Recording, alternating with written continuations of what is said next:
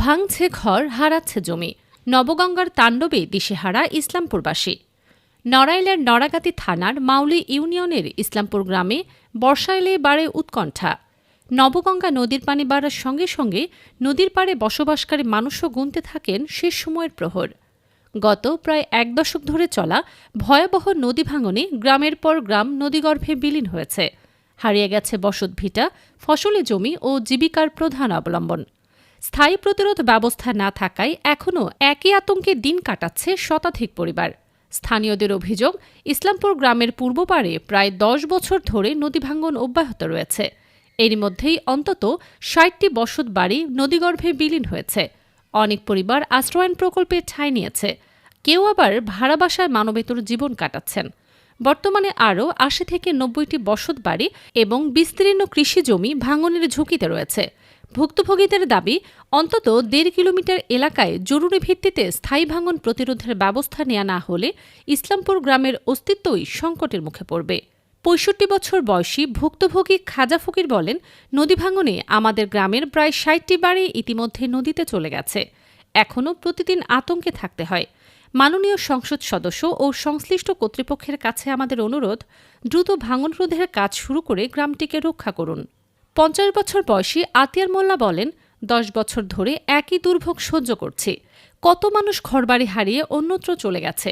আমরা আর আশ্বাস চাই না, দ্রুত কার্যকর কাজ দেখতে চাই। ৩০ বছর বয়সী আতিক কাজী বলেন, এখনই ব্যবস্থা না নিলে আগামী কয়েক মাসেই আরও অনেক বসত বাড়ি ও আবাদি জমি নদীতে বিলীন হয়ে যাবে। সময় থাকতে ব্যবস্থা নেওয়া জরুরি। ৭০ বছর বয়সী ময়না বেগম বলেন, আমাদের এই বসতভিটাই শেষ সম্বল। এটুকু হারালে খোলা আকাশের নিচে থাকা ছাড়া আর কোনো উপায় থাকবে না।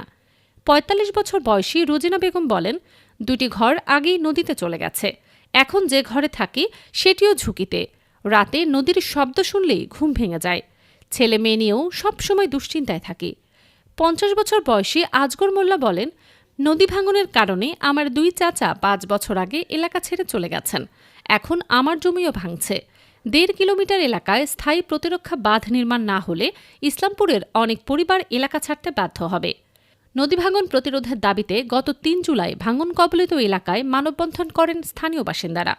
মানববন্ধন থেকে দ্রুত স্থায়ী বাঁধ নির্মাণ এবং নদী শাসন প্রকল্প বাস্তবায়নের দাবি জানানো হয়। একই সঙ্গে নড়াইল ১ আসনের সংসদ সদস্য বিশ্বাস জাহাঙ্গীর আলম ও পানি উন্নয়ন বোর্ডের জরুরি হস্তক্ষেপ কামনা করেন তারা।